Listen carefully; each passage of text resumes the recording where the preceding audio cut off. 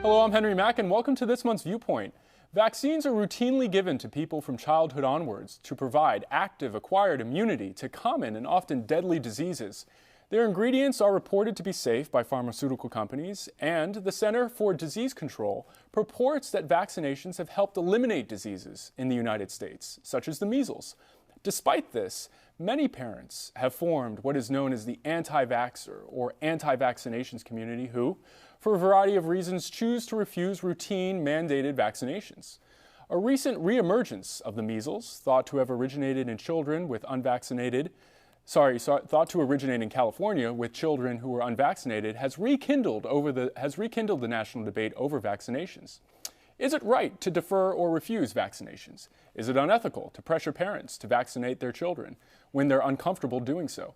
Here to explain the issues surrounding vaccines are Maren Gillis, Associate Professor in the Department of Humanities, Health, and Society at Florida International University, James Nichol, Professor of Philosophy at Law at the University of Miami, and Dr. Deborah Ann Mulligan, Professor of Pediatrics at Nova Southeastern University.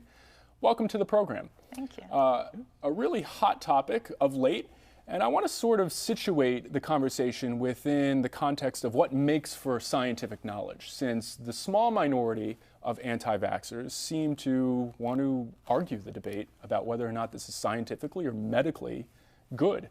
So shortly after the outbreak in California, President Obama said that we should get our kids vaccinated, and he noted, saying, quote, he understands that there are families that, in some cases, are concerned about the effect of vaccinations, but the science is, he says, as you know, pretty indisputable. Well, I don't know, Professor Gillis, scientific knowledge is never really that factual or permanent as we would ordinarily think it to be. In fact, I think a feature of scientific knowledge is the falsifiability, the inherent potential to prove it wrong. So help us understand, I guess, what makes for a medical or scientific fact, and given that potential. Well, one of the things that when people talk about this, I say, well, science is all we've got. And what kind of reason would you have to do any kind of medical intervention? You want to have good reasons, and what are those reasons going to be based in? And we'd say, well, it's scientific. And if it's scientific, that means that somebody somewhere has gone through a very laborious process of testing it. And of course, one of the things that I think is hard to understand sometimes is that to be scientific doesn't mean it's absolutely 100% certain. It's always going to be probable. Right. We're never going to have absolute certainty when we're dealing with any kind of claim that's a result of this kind of investigation. And so because we have a little bit of probability, some people say, oh, well, that means that therefore it's not necessarily true. And you have to make, I think, a distinction between probability and possibility. What's the distinction? Well, if it's possible, you can say if something's possibly the case, it might happen to be the case. But probability, it would be like something like 9 times out of 10 or 9.9 times out of 99.9% out of 100. So it's not a question of did it happen or did it not happen. It's a question of what's the likelihood of it's going to happen or not happen. I just find it fascinating that despite the probability of vaccinations working, and despite the overwhelming medical evidence that vaccinations do work, people remain entrenched in their belief that this is not good for them or their children. I think it's because we're not as rational as we think we are. Who? Well, speak for yourself. Human beings. Human beings. You know, we're always trying to find reasons for things, and especially if there is some kind of thing that you're trying to explain. You know, we tend to usually give an explanation to what's happening to us now as the thing that happened to us the most recent in the past. And so if I, for example, got a flu vaccine and all of a sudden I got the sniffles, I'll say, oh, it was the flu vaccine that, that I've got the flu as a result of the flu vaccine, because it happened, soon before I got my sniffles. And so we'll think that that correlation in time means that it was a cause. Right. Perhaps more broadly, we have difficulty dealing with small risks of great harms. I mean, that's part of why that's what we're talking about here, right? The probability that you'll have a bad result from the measles vaccine is extremely low. But if you had that result, then you could get quite sick, and you could get encephalitis. That's just an area where we humans have a tough time. I mean, I don't know that we were wired, that our evolutionary history was such as to give us great mechanisms for dealing with those sorts of risks. Well, we're good at major risks. If I might offer, Mm-hmm. Prior to vaccinations, period, the way that people protected their children was, especially with measles, they would put a black ribbon on the door to warn other mothers not to bring your children over. Vaccinations, I would suggest to you, are the public health miracle of the 20th century. What has happened, because it is such a powerful tool for prevention, generations such as yourself now having young children, you've never seen the devastation that these diseases can cause. Frankly, not to interrupt you, but being now an expecting father, what allows me to sleep at night is the belief, at least I'm told, that I'm situated within an immunity community, right? Where I'm not, nor is my wife, who's not eligible for vaccinations, whereas she and my unborn child are not at risk because of the reality of other people in my community having been immunized. For the herd immunity. And right now, by the way, just north of us, there are several cases that were just diagnosed for whooping cough. We live in a community of large ports. And so if you look at the fact that every year 20 million kids or people across the world get the measles, they're coming through our ports.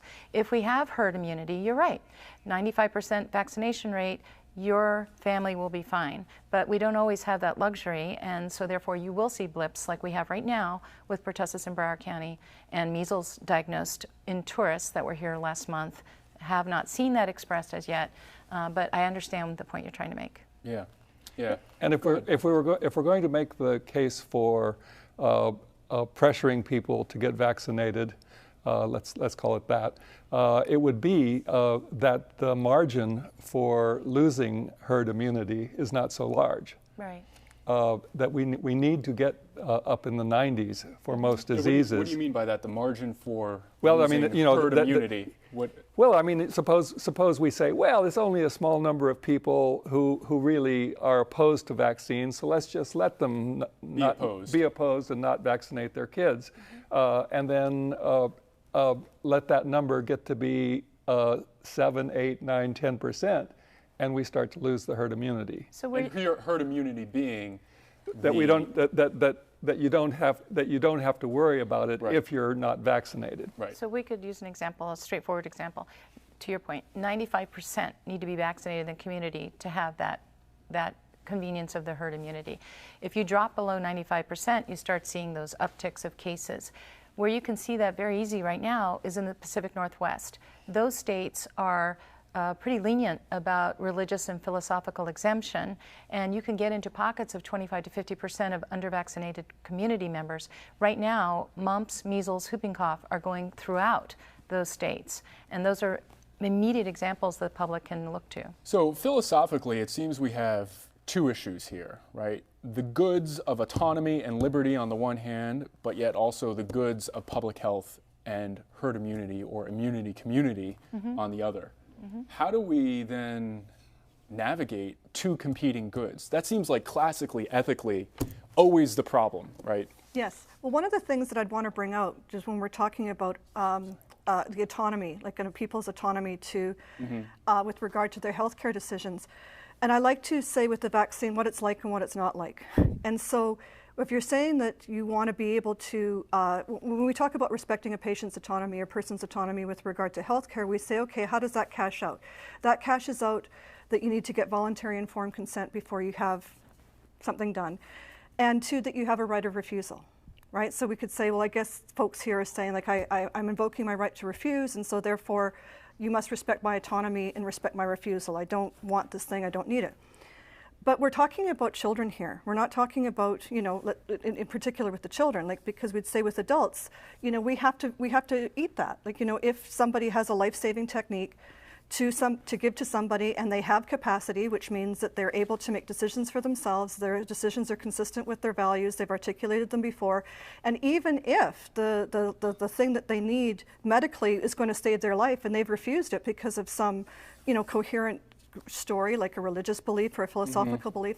Unfortunately, the physician and doing no harm, you run up against that, right? But I think it's very different in the vaccination case for two reasons. Number one, you're dealing with kids, and kids don't have the capacity to make the decisions for themselves.